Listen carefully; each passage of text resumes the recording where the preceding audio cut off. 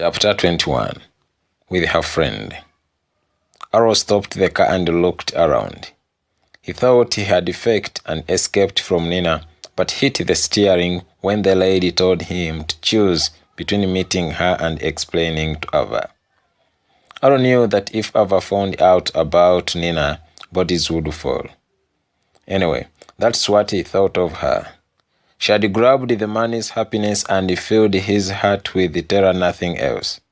She threatened to kill him with the woman, even if a rumor arose connecting him to cheating. Sincerely, Arrow never had intentions of doing so, no matter the circumstances. It was not surprising for him to run away from Nina, for he had always run away from many girls. This time, Arrow had no clue that the woman on phone was Ivy. She had seen them dancing and stalked the two using a cab. She had witnessed everything between them. That time, Arrow moved out to check whether someone was after them. Ivy used those minutes to enter through the small gate. She walked out when Arrow drove away and called him. He called her again and asked what she wanted. The mystery woman answered, "You." He felt his head boiling. He excused himself that he had not slept with Nina. They just made out, but the mystery voice never wanted to know. She sent him the two snaps hugging while bare and asked him to explain that the two never had sex. Arrow asked for some time to think. The following afternoon, he visited Harper and discussed about the mystery woman. Harper advised him to go slow because the woman might ruin his life. She added that they were also going to record her in case she revealed herself and stalk her till she made a mistake. They laughed at once and took a walk around the town. As soon as Harper left, the woman sent a message that she wanted to see him. He looked around and saw nothing. There was no one. He went to the hospital hoping it was Nina. She never wanted to see him. He called and the woman picked. She said the hospital was not a good place to visit because it would not be a favorable battlefield. Arrow visited Ivy incognito. She was talking to Sammy on phone. He wanted to see her. When she saw Arrow, her heart skipped and excused herself that she was surprised to see him. He took his time, watched her movements, then he realized she was guilty. He did not know how to start her. He dialed the number that went through. No one picked. Arrow got a second thought. It was darkening. Ivy called Sammy and postponed the two's encounter. She sat down for the discussion with her best friend's husband. Ivy, I have cancelled seeing Sammy. It's a pleasure to have you here. Arrow, you are so pretty. Ivy, I know I'm beautiful, but you call me pretty. You also know I'm better than she is. Arrow, good you know. I know you like me. I have come to sort that out. Ivy, I cannot sleep with you. You belong to her. I'm not her substitute. Arrow, not sleeping together. I mean talking about it. Ivy, I'm confused. What do you mean? Arrow adjusted immediately on realizing that Ivy was not as ordinary as he thought. She showed no interest in him, yet all along she was positive. He did not know that she wanted him to push for it if he really wanted it. While they were still speaking, his phone buzzed. It was the mystery woman.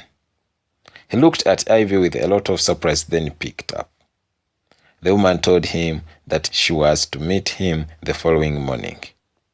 This killed the suspicion that Ivy was behind this. He failed to guess right. He said goodbye to her as she laughed. She showed him the fresh liver she had sent for, such that she could prepare for him since Ava was away. Ivy, you cannot go minus eating. You're my visitor.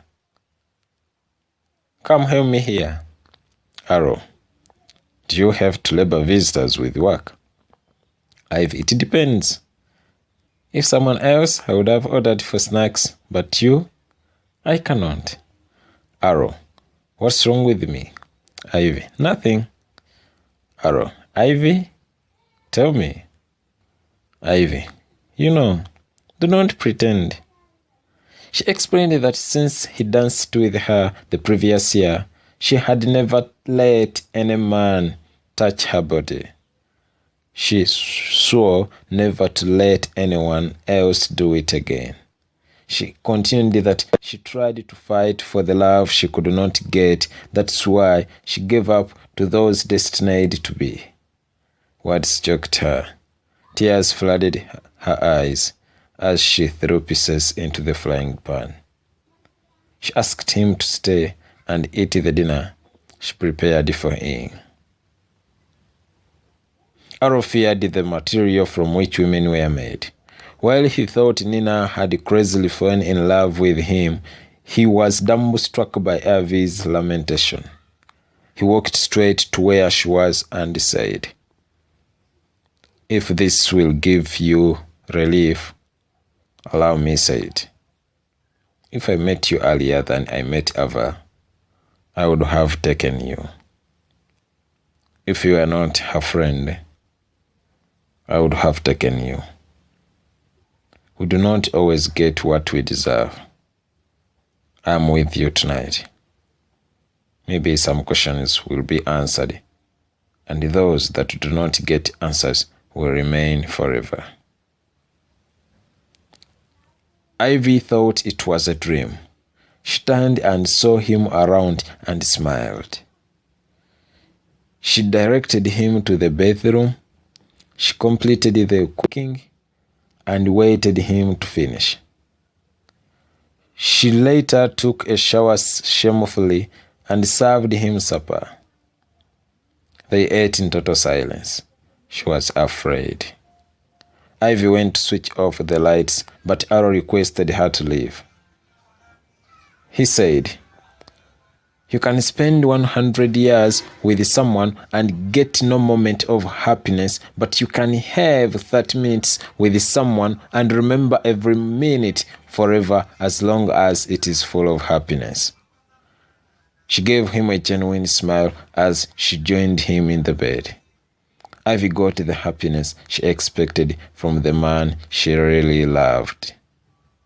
I slept holding her until morning. They did it repeatedly.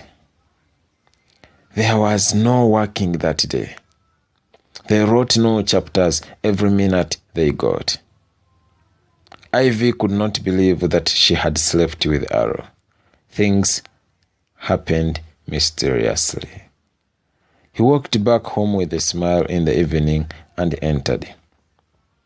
We saw lights on till late and never understood why. He was there dancing slowly. The mystery woman never called again.